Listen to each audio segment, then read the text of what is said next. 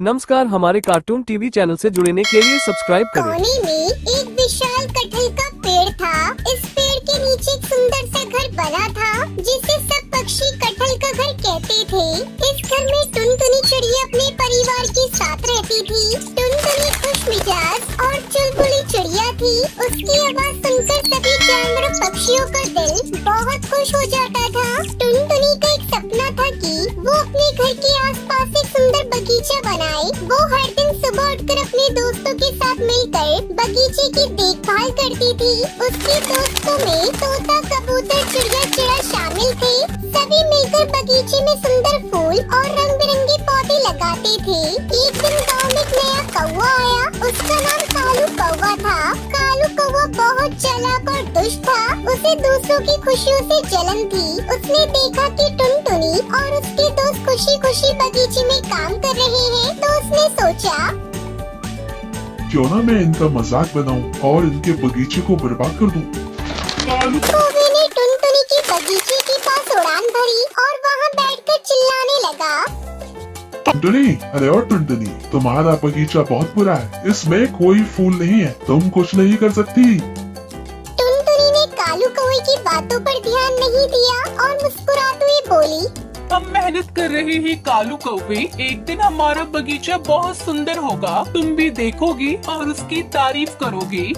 लेकिन कालू कौवे ने हार नहीं मानी। उसने अपने दोस्तों के साथ मिलकर टुनटुनी के बगीचे में आना जाना शुरू किया। वो हर दिन वहाँ जाकर बगीचे को नष्ट करने लगा। उसने फूलों को नोच डाला, पौधों को उखाड़ दिया और टुनटुनी को परेशान करने लगा। टुनटुनी उसके दोस्त बहुत परेशान हो गए। तभी सुंदरी कौवे ने कहा, अरे टुनटुनी, हमें कालू कौवे को रोकना होगा, नहीं तो वो हमारी मेहनत पर पानी फेर देगा।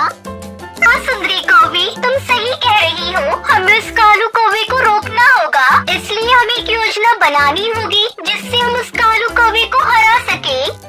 टुनटुनी और उसके दोस्तों ने मिलकर एक योजना बनाई। उन्होंने तय किया कि वो कालू कौवे को समझाने की कोशिश करेंगे कि उसकी हरकतें गलत है। उन्होंने सोचा कि अगर वो समझ जाए तो शायद वो अपने बुरे कामों से बाज आ जाएगा। एक दिन टुनटुनी उसके दोस्त कालू कौवे के पास गई। तभी टुनटुनी चिड़िया ने कालू कौवे से कहा, कालू कौवे, क्या तुम जानते हो कि तुम क्या कर रहे हो? तुम हमारे बगीचे को बर्बाद कर रहे हो। इससे हमें बहुत दुख हो रहा है। कालू कौवे ने हंसते हुए कहा, मुझे परवाह नहीं है, मुझे तो बस मजा आता है तुम सबको परेशान करके।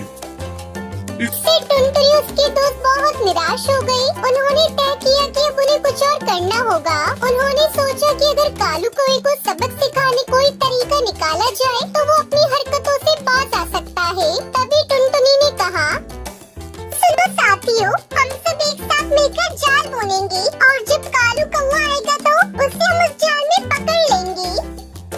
सभी दोस्तों ने इस विचार को पसंद किया और जाल बनाने में जुट गए। टुनटुनी और उसके दोस्त ने जाल बनाने में बहुत मेहनत की। उन्होंने बगीचे के चारों ओर जाल बुन दिया।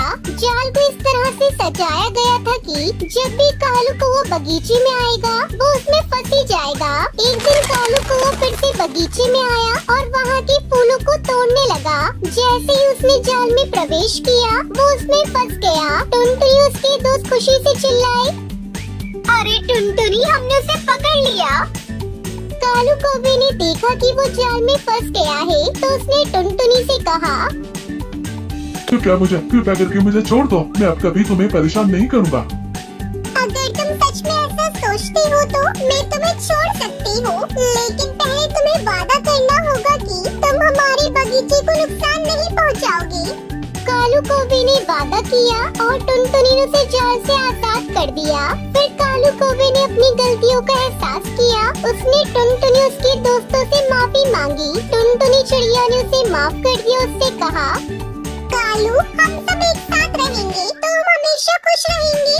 कालू कौवे ने टुनटुनी के बगीचे की मदद करने का फैसला किया। उसने अपने साथी पक्षियों को बुलाया और सभी ने मिलकर बगीचे को फिर से सजाने में मदद की। कुछ ही दिनों में टुनटुनी का बगीचा फिर से खिल उठा।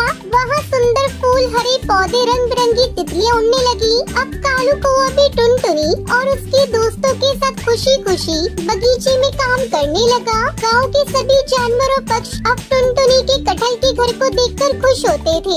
उन्होंने एक दूसरे से कहा, देखो, टुनटुनी चिड़िया ने सभी को एक साथ। कभी कभी दुश्मन भी दोस्त बन सकते हैं अगर समझदारी और प्यार से काम ले। इसी तरह टुनटुनी चिड़िया